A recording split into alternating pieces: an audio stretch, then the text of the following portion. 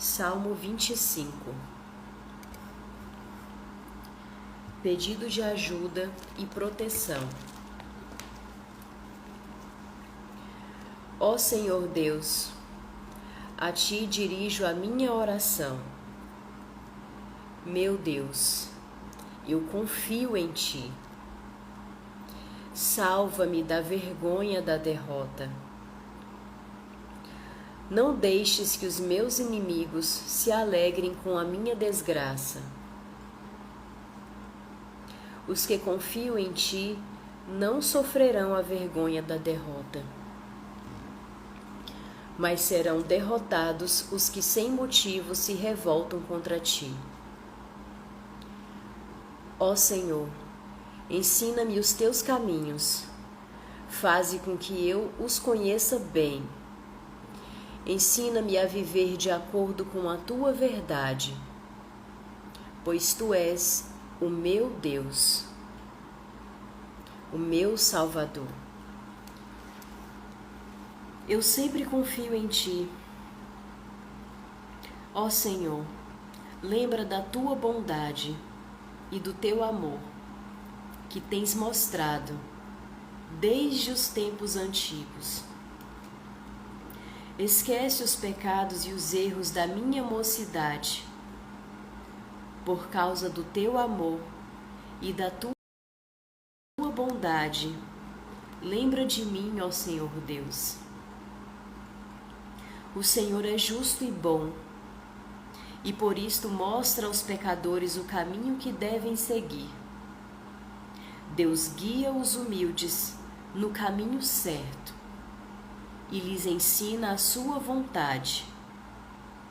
Ele é fiel e com amor guia todos os que são fiéis à sua aliança e que obedecem aos seus mandamentos.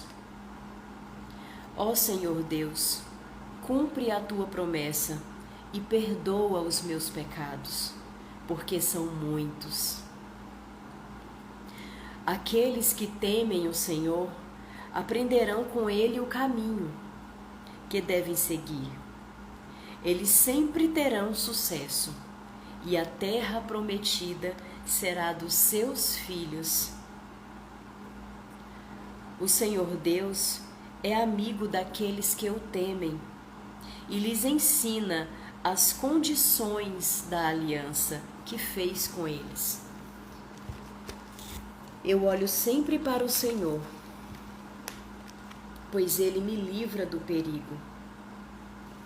Ó Deus, olha para mim e tem pena de mim, pois estou sendo perseguida e não tenho proteção.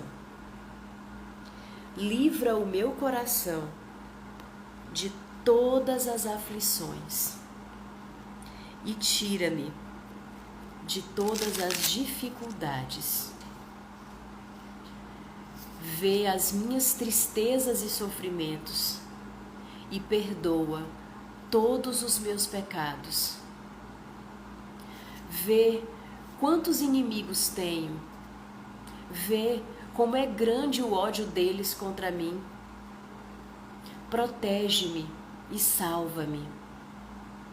Livra-me da vergonha da derrota, pois em Ti encontro segurança. Que a minha honestidade e sinceridade me protejam, porque eu confio em Ti. Palavra do Senhor.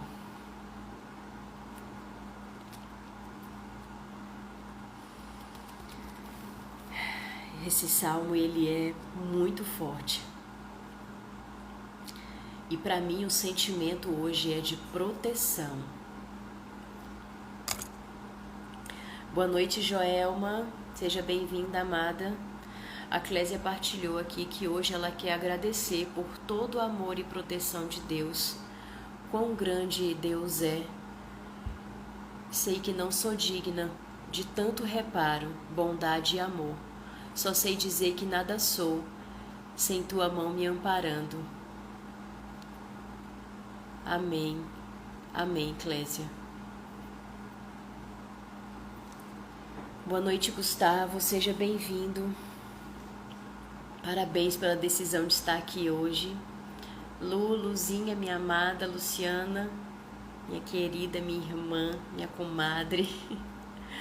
Boa noite, meu amor. Deixa eu ver outros comentários aqui.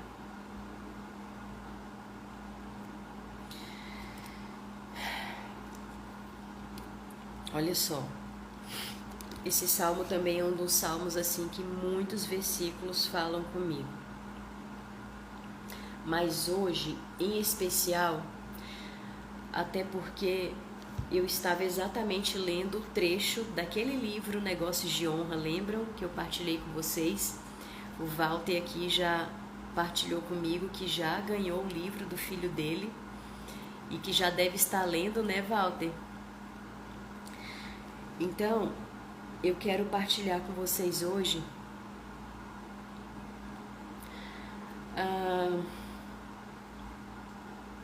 o versículo 5, que tem muito a ver com a leitura que eu estava fazendo aqui antes de iniciar o Salmo, no livro Negócios de Honra, que fala sobre a verdade. E aqui no versículo 5, o salmista pede para o Senhor para ensiná-lo a viver de acordo com a tua verdade. E qual é a verdade do Senhor? Eis a pergunta, uma pergunta bem desafiadora, né? Então, aqui no livro, no trecho desse livro, ele fala, eu vou tentar resumir bastante, tá? Porque tem muita coisa interessante aqui falando sobre isso. É na página 121 do livro Negócios de Honra, exatamente o trecho que diz falando a verdade. Aqui, ó, falando a verdade. E esse trecho, onde o autor fala sobre a verdade, o que me chamou a atenção foram 3 estilos clássicos de comunicação que nós temos, que nós adotamos, quando não sabemos comunicar a nossa verdade. E sabe por que muitas vezes nós deixamos de comunicar a nossa verdade? Porque nós sentimos medo. E aí o que acontece? O autor ele traz 3 tipos de comunicação que nos impede de falar a verdade. É a comunicação passiva, a comunicação agressiva e a comunicação passivo-agressiva. E eu vou comentar um pouquinho sobre cada uma delas. A comunicação passiva é quando eu digo assim, ó, eu não vou mostrar para vocês quem eu sou. É basicamente um ato de desaparecimento. Eu tento proteger o meu coração, fazendo de conta que eu não tenho pensamentos, sentimentos e necessidades. E aí eu me recuso a me arriscar e a deixar que a minha opinião e as minhas necessidades influenciem as tomadas de decisões nos meus relacionamentos. Então, o que acontece no contexto dessa comunicação? Geralmente, quando eu me comunico assim, eu costumo dizer, vocês decidem o que for melhor. Vocês decidem o que for melhor para mim. Na verdade, eu nem queria fazer parte disso mesmo. Eu nem queria dar minha opinião. Ou ficamos em silêncio. Essa é a comunicação passiva. Agora eu vou falar sobre a comunicação agressiva. A comunicação agressiva, diferente da passiva, onde eu não mostro quem eu sou, porque eu tento me esconder, para não mostrar a minha verdade, para não abordar os meus sentimentos, as minhas necessidades. E aí, na comunicação agressiva, eu vou me mostrar como eu sou Só que da forma de que eu consigo controlar a forma como você responde a mim. Vou explicar melhor. Embora agressiva, essa comunicação sugere uma comunicação raivosa, como de fato geralmente é. Ela também pode ser carismática, otimista e até encantadora. De qualquer forma, seu efeito é desligar os pensamentos, sentimentos e necessidades dos outros, de modo que a pessoa que se comunica seja a única que pode influenciar o resultado da interação.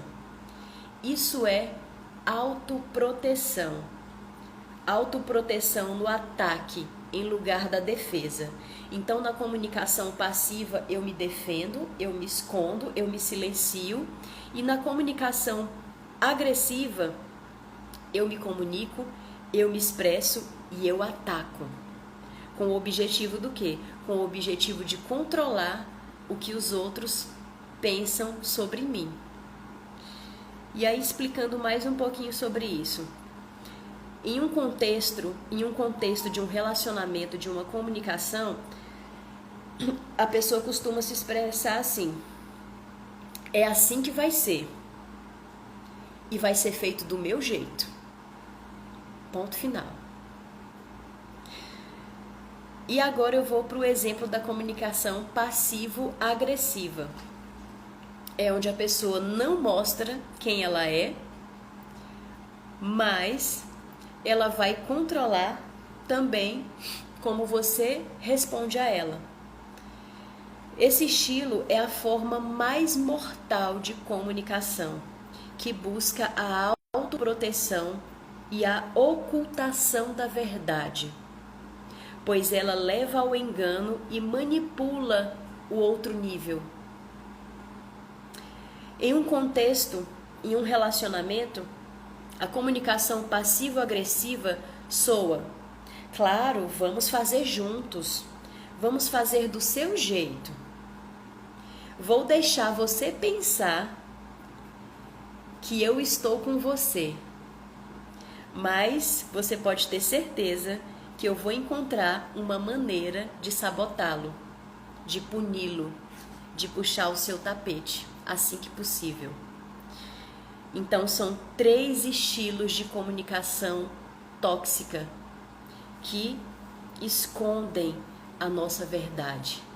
E aqui ele fala muito mais coisas, que não vai dar para eu falar aqui, senão a gente vai ficar mais de 1 hora aqui. Mas ok, eu trouxe para vocês 3 modelos de comunicação tóxica. E qual que seria a comunicação ideal, a comunicação saudável? É uma comunicação que a gente chama de comunicação assertiva. É a comunicação onde eu trago a minha verdade, onde eu posso expressar a minha verdade, onde eu posso ser verdadeiramente quem eu sou, sem medo de julgamento, sem medo de críticas. E daí eu aproveitei para fazer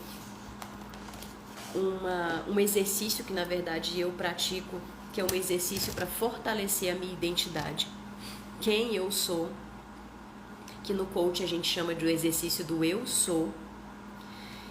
E daí fiz tipo um mantra aqui para mim, eu escrevi no meu caderninho, no meu caderno espiritual, trazendo o quê? Trazendo sentimentos e trazendo comportamentos do que seria, de como eu deveria ser, para que essa minha verdade seja colocada, seja exposta, seja colocada à mesa, sem medo de eu ser julgada, de eu ser criticada, de eu não ser amada, de não me sentir pertencente a alguém ou a algum lugar, simplesmente por demonstrar quem eu sou e os meus sentimentos. Então, o que eu trouxe aqui para mim, exercitando, escrevendo, e eu falo isso para mim, gente, eu comunico sempre que eu me percebo tendo pensamentos negativos, ouvindo pessoas negativas. Então eu escrevi aqui, e sugiro a vocês que façam o mesmo com a palavra de vocês, com o que o Salmo tiver tocado o teu coração. Eu sou corajosa, eu sou vulnerável, eu sou verdadeira ao contar sobre os meus pensamentos, meus sentimentos e necessidades. Eu sou confiante, eu sou responsável, eu sou comprometida, eu sou rica, rica de pensamentos, rica de sentimentos, ricas de necessidades. E os meus pensamentos, os meus sentimentos e as minhas necessidades são valiosos, assim como os teus sentimentos, Andriele, os teus pensamentos, Meg, as tuas necessidades, William, também são importantes para mim. E assim, eu sou mais o quê? Mais generosa. Eu consigo dizer a minha verdade e fazer com que ela seja aceita, simplesmente porque eu estou sendo verdadeira. E daí eu me mostro e faço a minha voz ser ouvida. E aí, terminando de ler esse trecho do livro, eu não tinha lido o Salmo ainda, o Salmo 25. E para mim, Jesus falou muito forte exatamente no versículo 5, onde o salmista pede a ele, e nós todos devemos pedir sempre: Senhor, ensina-nos a viver de acordo com a tua verdade. A minha verdade não é igual à tua, Ruvanei. A minha verdade não é igual à tua, Clésia. Mas, à medida que cada um de nós expõe a sua verdade, ela vai criar um ambiente harmônico, ela vai criar uma rede de relacionamentos saudáveis, porque eu faço com que o outro me perceba e ele me conhecendo de verdade, ele vai me aceitar, ele vai me amar e ele vai me respeitar. Só que antes do outro me aceitar, me respeitar e me amar, eu já estou fazendo isso primeiro comigo, porque eu não estou mentindo para mim. Eu não estou falando algo para agradar o outro, para agradar o meu chefe, para agradar o meu marido, para agradar o meu filho, para agradar a minha mãe. Pode ser doloroso para alguns ouvir certas verdades? Pode sim. Devemos ter trato, cuidado com as verdades? Sim. Porque, como eu falei antes, às vezes a minha verdade pode não ser a tua. Então temos que ter muito cuidado também na hora de comunicar, para que a minha verdade não machuque o outro. E aí é onde entra o amor, onde nós falamos tanto ontem, né? A respeito do amor, da comunicação amorosa. Eu posso dizer tudo o que eu quiser, desde que eu saiba como falar, em que momento falar. E daí, no versículo 8, o salmista continua: Senhor, o Senhor é justo e bom, por isso mostra aos pecadores. Ó, a pecadora aqui, gente. Eu sou super pecadora, levanta a mão aí quem é pecador aqui que eu quero ver. Então o Senhor é justo e bom, por isso ele mostra aos pecadores o caminho que devem seguir. O Walter colocou aqui que no relacionamento matrimonial a verdade é uma só, pois a união é um amor de Deus. E numa relação matrimonial, eu entendo que somos indivíduos diferentes, com culturas diferentes, com crenças diferentes, criações diferentes. E aí o que Deus faz? Deus pede para cada um desses indivíduos deixar o seu pai e sua mãe e se unir como uma só carne entre marido e esposa, para que esses dois, em comunhão, na comunhão do Senhor Jesus Cristo, possam ter a sua própria verdade, a sua verdade como casal, como seres unidos por Cristo.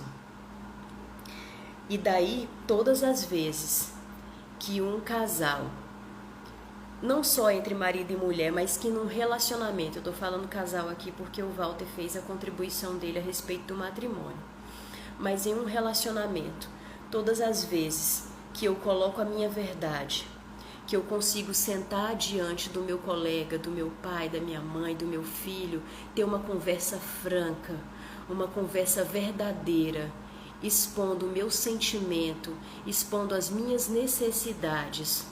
Todas as vezes que eu consigo me colocar vulnerável diante do outro, mais confiança, a confiança tende a crescer nesse relacionamento.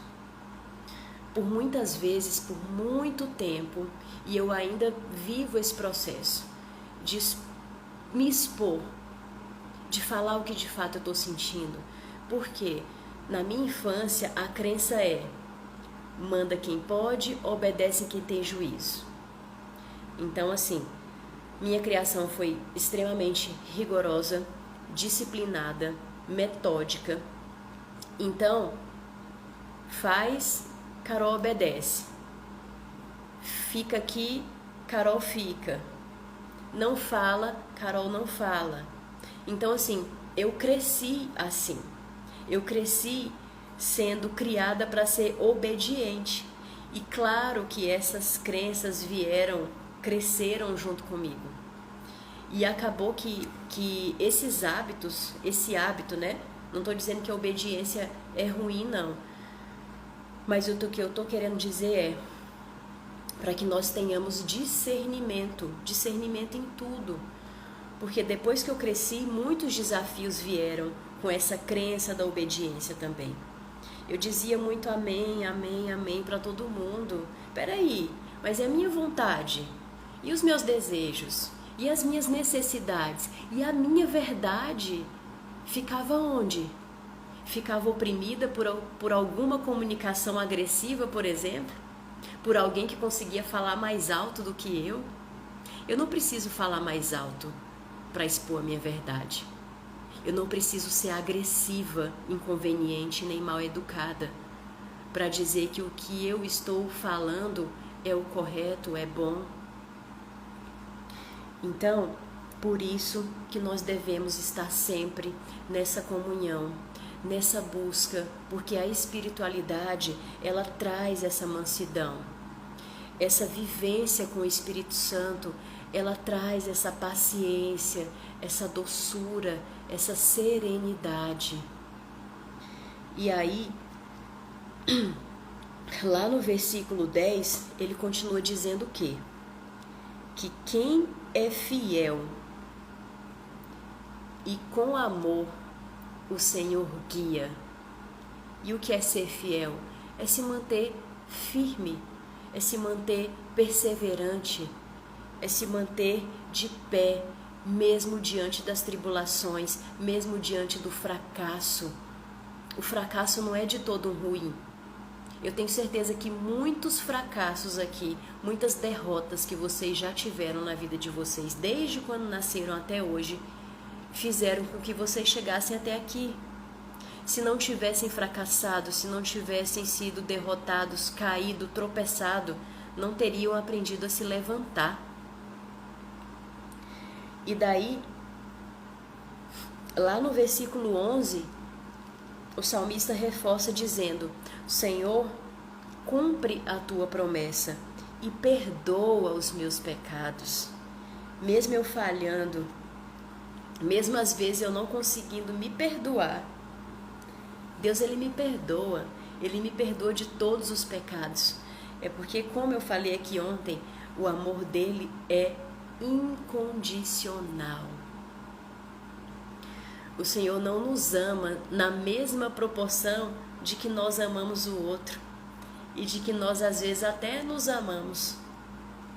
Às vezes nem nós nos amamos porque nós não conseguimos nos perdoar, nós não conseguimos olhar para os nossos erros e admitir às vezes que somos falhos, nós não conseguimos às vezes pedir desculpa por medo, por vergonha. Então, por isso é tão importante nós estarmos buscando, perseverando nesse Deus, porque só Ele é que pode, é só Ele que tem o poder, é que tem a força. E aí, lá no versículo 12, ele acrescenta dizendo o quê? Que aqueles que temem o Senhor aprenderão com Ele o caminho. Aprenderão com Ele o caminho que devem seguir, e eles terão sucesso e a terra prometida. A terra prometida será dos seus filhos. E aí, ok, versículo 13 ainda. Eles sempre terão sucesso. O que é o sucesso para você? Muitas vezes, muitas pessoas passam uma vida inteira em busca desse sucesso e esquecem de ser feliz. Na verdade, tem até um outro livro que fala isso, eu não lembro agora qual que é. Acho que é o Jeito Harvard de Ser Feliz. Que na verdade, o sucesso, ele gira em torno da felicidade. E não a felicidade gira em torno do sucesso. Consegue compreender? Às vezes nós vivemos num frenesi, no dia a dia, numa busca para chegar lá, É chegar aonde?